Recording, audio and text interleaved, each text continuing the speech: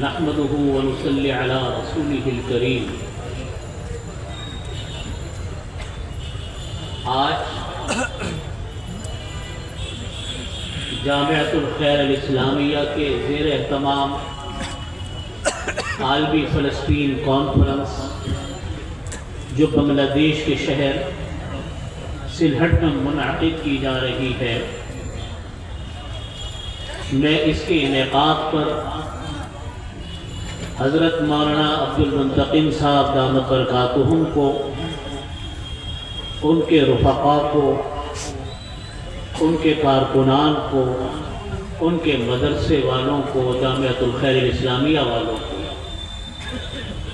مبارکباد پیش کرتا ہوں کہ اتنے اہم مسئلے پر، اتنے اہم موضوع پر انہوں نے یہ عظیم الشان اجتماع منعقد کیا۔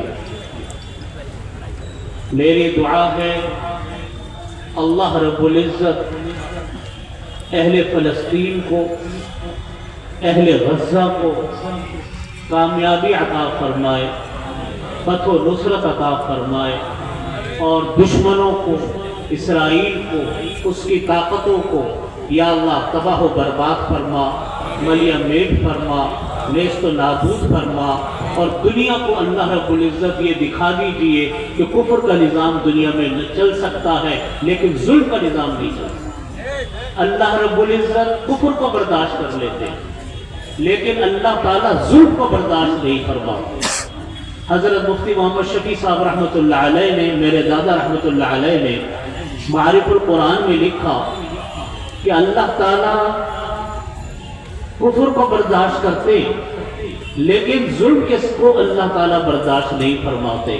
اور حضرت نے دلیل یہ لکھی کہ دیکھو جب تک فرعون کفر کرتا رہا، سب کچھ کرتا رہا، اس وقت تک اللہ تعالیٰ نے اس کی پکڑ نہیں کی، لیکن جب اس نے بچوں کا قتل شروع کیا، معصوم بچوں کو قتل کرنا شروع کیا، پھر اللہ تعالیٰ نے بھی اس کو اپنی ایسی پکڑ میں لیا اور ایسا اس کو ذلت کا نمونہ بنایا کہ آج رہتی دنیا تک اس کی لاش آج عبرت کا نمونہ بنی ہوئی ہے، جو مصر کے قاہرہ کے میوزیم کے اندر رکھی ہوئی ہے، جو یہ کہتا تھا انا ربکم الاعلی، میں تمہارا رب ہوں، لیکن جب اللہ کی طرف سے اس کی پکڑ آئی تو آپ دیکھو کہ آج بھی دنیا جا کر اس کی لاش کو اس سے عبرت حاصل کرتے ہیں۔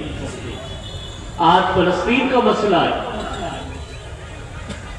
عالم کفر ہمیشہ مسلمانوں کے اوپر چڑھتا رہا، ہمیشہ اس نے چڑھائی کی، لیکن مسلمانوں نے ہمیشہ ان کا مقابلہ کیا۔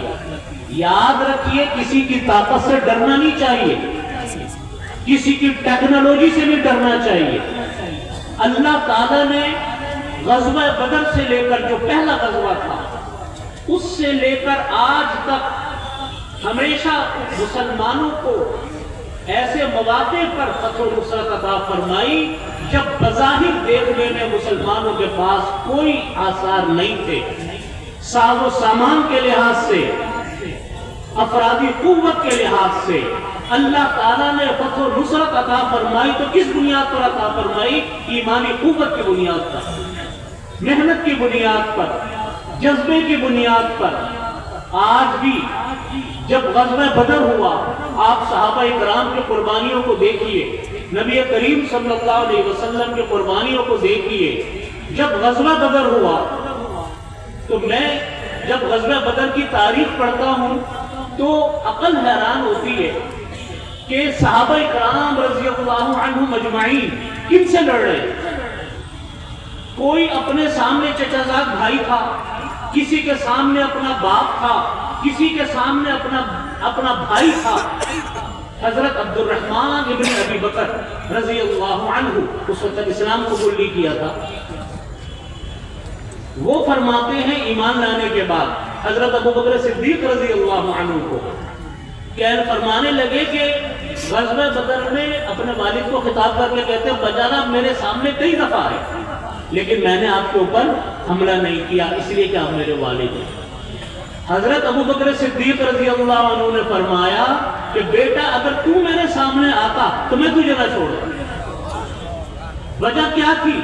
کہ جذبہ تھا، ایمان، ایمانی قوت، اور لڑائی کس کے لیے تھی؟ اقتدار کے لیے نہیں تھی، لڑائی کس کے لیے تھی؟ اللہ کے لیے۔ مسلمانوں کو کبھی پرواہ نہیں ہوئی کہ کافروں کے پاس کتنی طاقت ہے، کافروں کے پاس کتنی افرادی قوت ہے، لیکن جب قدم بڑھایا اللہ نے فتح و نصرت عطا فرمائی۔ میں آپ کو مثال دیتا ہوں غزوہ موتا کی۔ غزوہ موتا میں صحابہ کرام رضی اللہ عنہ کی تعداد 3000، اور جب جنگ شروع ہوئی اردن کے مقام کے اوپر غزوہ موتا ہوا جو ملک شام کو زمانے میں حصہ تھا۔ جب جنگ شروع ہوئی تو 1 لاکھ کا لشکر تھا اور 1 لاکھ کا لشکر بعد میں آیا۔ کہاں 3000 اور کہاں کتنے؟ 2 لاکھ کا لشکر۔ لیکن تفصیل اس کی بہت لمبی ہے، لیکن دنیا جانتی ہے کہ اللہ رب العزت نے فتح و نصرت عطا فرمائی تو کس کو عطا فرمائی؟ مسلمانوں۔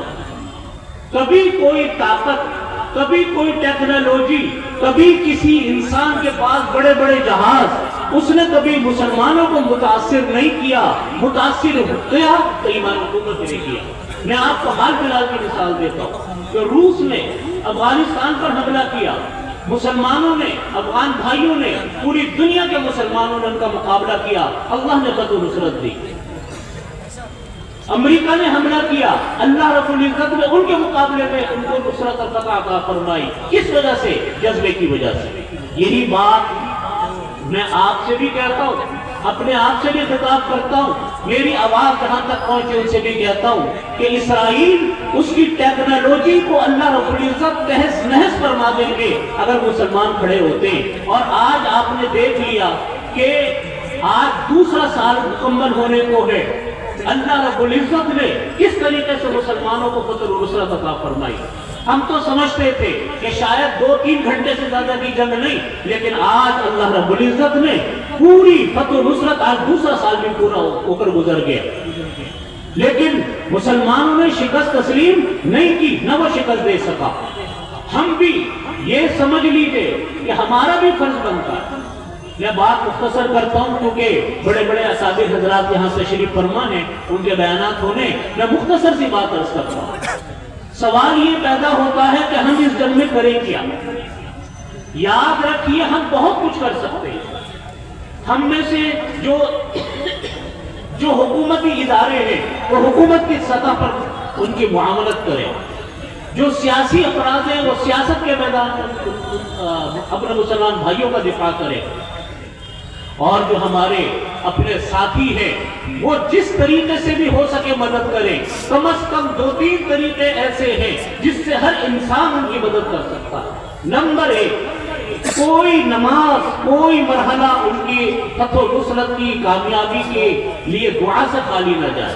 نمبر 1۔ نمبر 2، ہم اتنا کر سکتے ہیں کہ ان کا معاشی بائیکاٹ جس حد تک کر سکتے ہیں وہ کریں۔ ہم ان کے معاشی بائیکاٹ میں حصہ لیں۔ ہم سمجھتے ہیں کہ چھوٹی سی چیز ہے، یہ کوئی بہت بڑی چیز بن جائے گی، اس سے تو کچھ بھی نہیں ہوگا، لیکن چھوٹی چیزیں بہت بڑی بن جاتی ہیں۔